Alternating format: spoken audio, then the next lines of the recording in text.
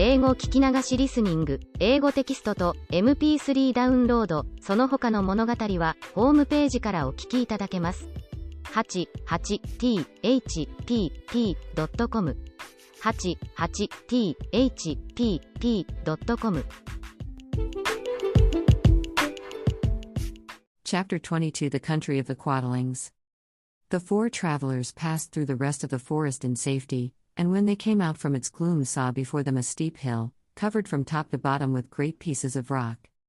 "That will be a hard climb," said the Scarecrow, "but we must get over the hill, nevertheless." So he led the way and the others followed. They had nearly reached the first rock when they heard a rough voice cry out, "Keep back!" "Who are you?" asked the Scarecrow. Then a head showed itself over the rock and the same voice said, "This hill belongs to us, and we don't allow anyone to cross it." "But we must cross it," said the Scarecrow. "We're going to the country of the Quadlings." "But you shall not," replied the voice, and there stepped from behind the rock the strangest man the travelers had ever seen.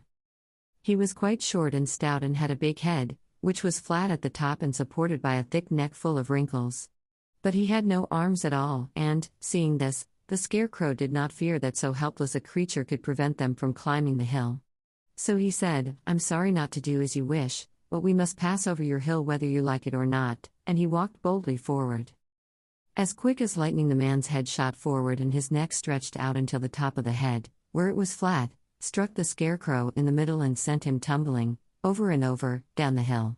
Almost as quickly as it came the head went back to the body, and the man laughed harshly as he said, "It isn't as easy as you think." A chorus of boisterous laughter came from the other rocks, and Dorothy saw hundreds of the armless hammerheads upon the hillside, one behind every rock. The lion became quite angry at the laughter caused by the Scarecrow's mishap, and giving a loud roar that echoed like thunder, he dashed up the hill. Again a head shot swiftly out, and the great lion went rolling down the hill as if he had been struck by a cannonball. Dorothy ran down and helped the Scarecrow to his feet, and the lion came up to her, feeling rather bruised and sore, and said, "It is useless to fight people with shooting heads, no one can withstand them." "What can we do, then?" she asked.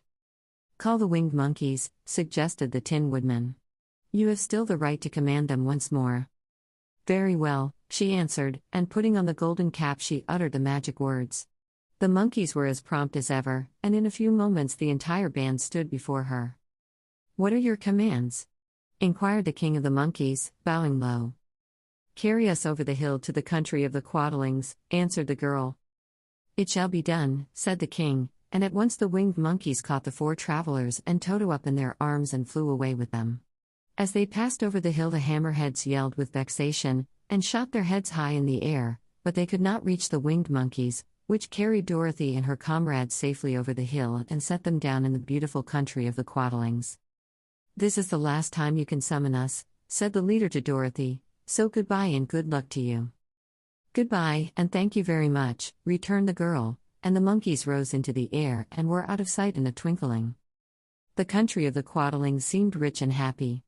There was field upon field of ripening grain, with well-paved roads running between, and pretty rippling brooks with strong bridges across them. The fences and houses and bridges were all painted bright red, just as they had been painted yellow in the country of the Winkies and blue in the country of the Munchkins. The Quadlings themselves, who were short and fat and looked chubby and good-natured, were dressed all in red, which showed bright against the green grass and the yellowing grain. The monkeys had set them down near a farmhouse, and the four travelers walked up to it and knocked at the door. It was opened by the farmer's wife, and when Dorothy asked for something to eat the woman gave them all a good dinner, with 3 kinds of cake and 4 kinds of cookies, and a bowl of milk for Toto. "How far is it to the castle of Glinda?" asked the child. "It is not a great way," answered the farmer's wife. "Take the road to the south and you will soon reach it." Thanking the good woman, they started afresh and walked by the fields and across the pretty bridges until they saw before them a very beautiful castle. Before the gates were 3 young girls, dressed in handsome red uniforms trimmed with gold braid, and as Dorothy approached, one of them said to her, "Why have you come to the South Country?" "To see the good witch who rules here," she answered. "Will you take me to her?" "Let me have your name, and I will ask Glinda if she will receive you." They told who they were, and the girl soldier went into the castle. After a few moments, she came back to say that Dorothy and the others were to be admitted at once. 英語聞き流しリスニング、英語テキストと MP3 ダウンロード、その他の物語はホームページからお聞きいただけます。88thpp.com 88thpp.com